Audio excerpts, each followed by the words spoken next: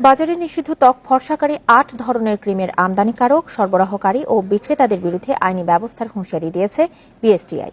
বিশেষজ্ঞরা বলছেন, এসব ক্রিম ব্যবহারে ত্বকে স্থায়ী দাগ পড়ার পাশাপাশি রয়েছে ক্যান্সারের ঝুঁকি।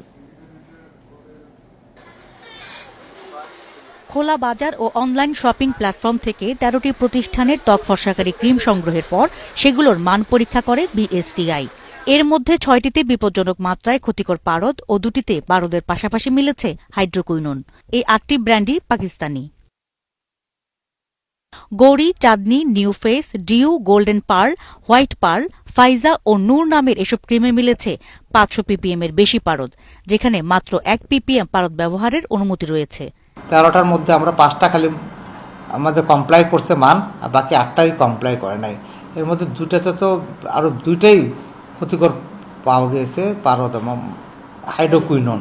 এখনও তো যারা আমদানিকারক তারা তো মিস ডিক্লারেশন দিয়ে আনতে পারে, অথবা লাগেজ পার্টি আনতে পারে, অথবা বাংলাদেশে হয়তো তৈরি হচ্ছে, লিখে দিয়েছে যে মেড ইন পাকিস্তান। বিশেষজ্ঞরা বলছেন, এসব ক্রিমে সাময়িক ত্বক ফর্সা হলেও দীর্ঘদিন ব্যবহারে ঝুঁকি আছে ক্যান্সার সহ নানা জটিলতার। প্রথম দিকে মনে হবে ফর্সা হচ্ছে,